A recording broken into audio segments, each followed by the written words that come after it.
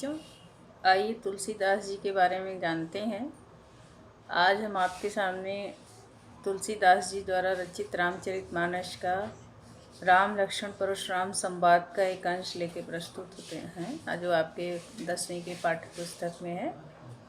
तो बच्चों, तुलसीदास जी के बारे में आपको पता ही है कि तुलसीदास जी का जन्म उत्तर प्रदेश के बांदा जिले के राजापुर नामक गांव में हुआ था और सन 1532 ईस्वी में हुआ था। और इनका जन्म स्थान सोरो जिला एटा भी मानते हैं। और तुलसीदास जी का बचपन बहुत ही संघर्षपूर्ण रहा है, तो इसलिए इन्होंने जीवन में बहुत ही कष्ट सहा। और ऐसा है कि इनके माता पिता का देहांत मतलब इनकी माता का नाम हुलसी तथा पिता का नाम आत्माराम था। और चूँकि ये मूल नक्षत्र में पैदा हुए थे, इसलिए इनके माता पिता ने इनको त्याग दिया था और इन्हें बचपन इनका बहुत ही कष्ट में बीता। और भिक्षाटन करके यानी भीख मांग करके इन्होंने अपना जीवन यापन किया। और बाबा नरहरि दास की संगति में राम भक्ति की ओर उनका बहुत झुकाव हुआ। पत्नी जो रत्नावली थी, वो पत्नी से बहुत प्रेम करते थे, लेकिन पत्नी ने उनको एक दिन कटु बात कह दी कि इतना ही प्रेम, जितना प्रेम आप मुझसे करते हैं, इतना ही प्रेम अगर आप राम से करिए तो आपका जीवन सफल हो जाएगा। तो उनकी इस बात को उन्होंने अपने मन में गांठ बांध लिया और करीब 1574 ईस्वी में उन्होंने जो है अयोध्या में रामचरितमानस नामक सुप्रसिद्ध ग्रंथ की रचना की। और इनकी मृत्यु जो है 1623 ईस्वी में काशी में हुई। और इस तरह से इनके बारे में कहा भी गया है कि संवत 1680 गंग के तीर, श्रावण शुक्ला सप्तमी, तुलसी तज्यो शरीर। और बच्चों, इनकी रचनाएं जो हैं, जैसे रामचरितमानस तो प्रमुख है ही, जो हमारे धार्मिक ग्रंथों में भी शामिल है। इसमें इनका जैसे अगली रचना है कवितावली, दोहावली, गीतावली और कृष्ण गीतावली, विनय पत्रिका आदि इनकी प्रमुख रचनाएं हैं। और बच्चों, इन्होंने अवधी और ब्रज दोनों भाषाओं पर इनका समान अधिकार था। और करीब सन 1623 में काशी में उनका देहावसान हुआ था। और इनके रचना जो है दोनों प्रबंध और मुक्तक दोनों प्रकार की रचनाएं इन्होंने की है। और इनकी जो रामचरितमानस है वह एक अद्भुत ग्रंथ है। राम भक्ति का एक उत्तम और अद्भुत उदाहरण इन्होंने प्रस्तुत किया है। और इनकी रचनाएं जो है सृजनात्मकता कौशल का मनोरम उदाहरण प्रस्तुत करती हैं कि किसी के प्रति समर्पित भाव से यदि हम कोई कार्य करें तो कितना हमें उसमें अपना सर्वस्व समर्पण करना पड़ता है।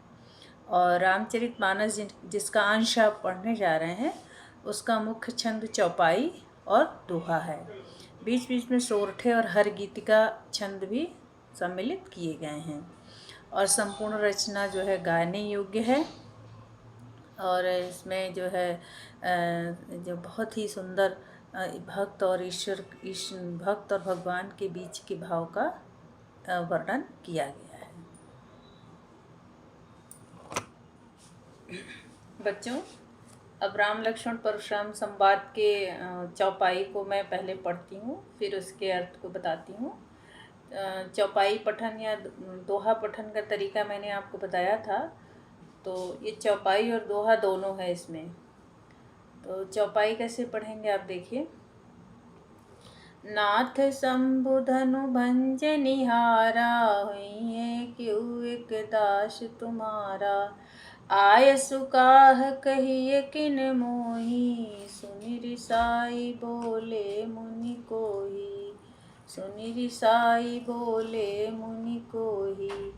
सेवक सोजु करे सेवकाई, अरि करनी करि करि अलराई। सुनहु राम जे शिव धनु तोरा, सहस बाहु सम सो रिपु मोरा। सहस बाहु सम सो रिपु मोरा। सो बिलगाऊ बिहाई समाजा, नत मारे जई हैं सब राजा। नत मारे जेई हैं सब राजा। सुनि मुनि बचन लखन मुस्काने, बोले परसु धरहि अवमाने। गहु धनु ही तोरी लरिकाई, कबहु न असिरिस कीन्ह गोसाई। यही धनु पर ममता के ही हेतु, सुन रिसाई कह भृगुकुल केतु। रे नृप बालक काल बसे, बोलत तोहि न समार। धनु ही सम त्रिपुरारि धनु, विदित सकल संसार। बच्चों, ये दोहा है और अभी आपने ऊपर की जो पंक्तियाँ देखी और सुनी, ये चौपाई है। चौपाई और दोहा के बारे में आपको और अधिक जानकारी मैं बता दूंगी। चौपाई और दोहे में क्या विशेषताएं हैं, या चौपाई में कितने मात्राएं और कितने छंद होते हैं, और दोहे में कितनी मात्राएं और कितने छंद होते हैं। तो इसके लिए मैं आगे आपको, वैसे आपके पाठ्य पुस्तक के पीछे दिया हुआ है, आप देख सकते हैं। ये इस पृष्ठ पे आप देख सकते हैं कि दोहा जो है एक मात्रिक छंद है, लोकप्रिय मात्रिक छंद है, और इसमें पहली और तीसरी पंक्ति में 13-13 मात्राएं होती हैं, और दूसरी और चौथी पंक्ति में 11-11 मात्राएं होती हैं। और जो मात्रिक छंद चौपाई होती है वो 4 पंक्तियों का होता है, और इसमें प्रत्येक पंक्ति में 16-16 मात्राएं होती हैं। तो जो पहले के कवि थे, तुलसी से पहले सूफी कवि जो थे, उन्होंने भी अवधी भाषा में दोहा और चौपाई छंद का प्रयोग किया है, जिसमें सबसे ज़्यादा प्रमुख प्रसिद्ध जो है मलिक मोहम्मद जायसी की जो पद्मावत पुस्तक है उसमें वर्णित है। तो जो पद्मावत आपने फिल्म भी देखी होगी। तो इस तरह से ये पद्मावत जो रचना है वो जो है छंदोबद्ध रचना है। अब बच्चों, पंक्तियां मैं शुरू करती हूँ। आप देखेंगे इसमें पहली पंक्ति है, नाथ शंभु धनु भंजनिहारा, हुई है केहू एक दास तुम्हारा।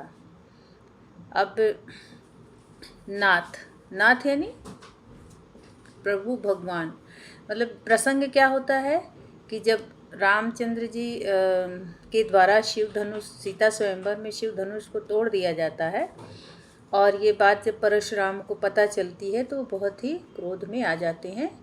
और क्रोध में आने के बाद उन्होंने क्या किया, सभा में उपस्थित होते हैं और पूछते हैं कि शिव धनुष को किसने तोड़ा।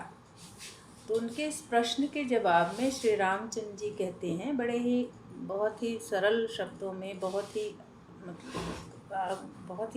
विनम्रता से उन्होंने कहा कि हे नाथ, इस धनुष को तोड़ने वाला, भंजनिहारा यानी तोड़ने वाला, इस धनुष को तोड़ने वाला अवश्य ही आपका कोई दास होगा। दास तुम्हारा यानी दास होगा, आपका दास होगा। आयसु काह कहिए किन मोही, हे प्रभु आप मुझे आज्ञा दीजिए, आप क्या कहना चाहते हैं। असुन रिसाई बोले मुनि कोही, उनकी इतनी बात सुन करके परशुराम बहुत क्रोधित होकर के बोलने लगे। क्या बोला कि सेवक सो जो करे सेवकाई। उन्होंने कहा कि जैसा कि आप कह रहे हो कि हम आपके दास हैं, या दास ने धनुष को तोड़ा है, तो दास का कार्य क्या होता है, सेवा करना होता है। सेवक वही होता है जो सेवा करे। अरि करनी करिए लड़ाई, वह शत्रु के समान लड़ाई नहीं करता है। क्योंकि जब परशुराम बहुत क्रोध में आकर के बोलने लगे तो लक्ष्मण को भी ये बात अच्छी नहीं लगी, और लक्ष्मण जो है बहुत उग्र स्वभाव के थे, तो तुरंत उनके विरोध में, उनके इस कटु वचन के विरोध में खड़े हो जाते हैं कि क्यों वो इस तरह की बात कह रहे हैं। तो उन्होंने तो ये बात बहुत बिगड़ने की स्थिति आ गई थी। तो उनको जैसे लगा कि वो युद्ध की स्थिति हो गई है, तो उसको संभालने के लिए श्री रामचंद्र जी ने आगे बढ़ कर के उनसे बड़े ही विनम्रतापूर्वक बात की थी। तो अब परशुराम को ये लगा कि ये सभी हमसे लड़ने के लिए उतारू हैं। तो उन्होंने कहा कि ये शत्रु का जो दास होता है वो सेवक होता है, वो शत्रुओं की तरह लड़ाई नहीं करता है। तो उन्होंने कहा कि सुनहु राम जेहि शिव धनु तोड़ा। उन्होंने कहा हे राम सुनो, जिसने इस शिव धनुष को तोड़ा है वह हमारे लिए क्या है, सहस्त्रबाहु के समान है, सहस्त्रबाहु के समान शत्रु है। क्योंकि सहस्त्रबाहु से उनकी बड़ी दुश्मनी थी।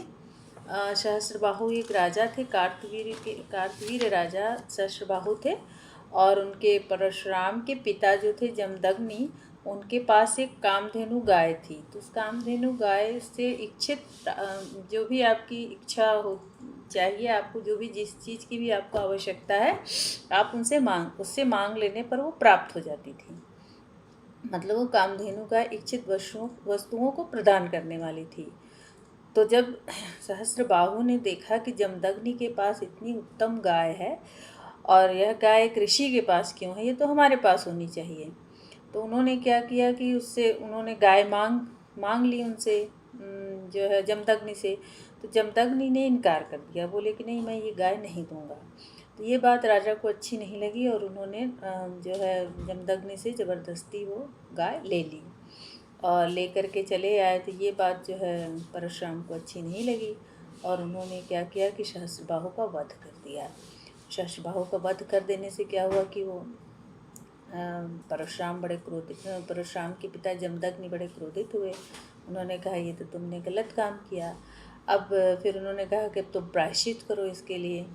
तो हालांकि अब इसी दौरान जो है सहस्त्रबाहु के जो लड़के थे वो जमदग्नि का वध कर देते हैं। तो इस तरह से बात जो है बहुत बिगड़ जाती है और परशुराम इतने क्रोधित हो जाते हैं कि क्षत्रियों के एकदम घोर शत्रु हो जाते हैं। और उन्होंने प्रण ले रखा था कि इस धरती को वो क्षत्रिय विहीन कर देंगे और उन्होंने ऐसा कई बार किया भी था। तो बहुत क्रोधित स्वभाव के थे। तो सहस्त्रबाहु उनका सबसे बड़ा दुश्मन था। तो उन्होंने यही उदाहरण दिया कि जो सहस्त्रबाहु के समान मेरा दुश्मन होगा। सहस्त्रबाहु सम सो रिपु मोरा, रिपु यानी शत्रु। तो सहस्त्रबाहु के समान जहाँ पर बच्चों सम सरी सा सी सा होता है वहाँ पे उपमा अलंकार होता है, आपने पढ़ा है। तो इसलिए इसमें उपमा अलंकार है, इसका आप ध्यान देंगे।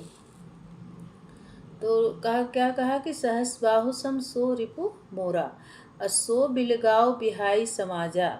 और बड़े क्रोध में आकर के उन्होंने कहा कि इस प्रकार का जिसने कार्य किया है वो इस राज्यसभा जो राज दरबार में बैठा है, इस समाज से वो अलग हो जाए। क्यों अलग हो जाए?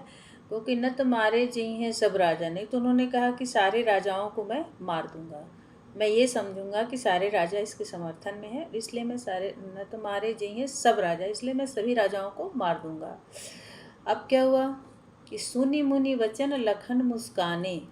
और जब ये बात लक्ष्मण ने सुनी तो उन्हें बड़ा आश्चर्य हुआ। मतलब उन्हें तो ये पता था कि श्री रामचंद्र जी भगवान के रूप हैं, अवतार हैं। और मुनि की इस बात को सुन कर के उन्हें जो है बड़ा हंसी भी आ रही थी। तो मुस्कुराने लगे कि किस तरह की बात इनको ये नहीं पता कि इनके समक्ष कौन खड़ा है और इस तरह की ये बात कर रहे हैं। तो बोले परशु धरहि अवमाने। और उन्होंने कहा कि जो परशुराम को संबोधित करते हुए कहा कि आपने जो इस तरह की अवमानना की है, मतलब हमारे मतलब श्री रामचंद्र जी का जो है आपने अवमानना की है।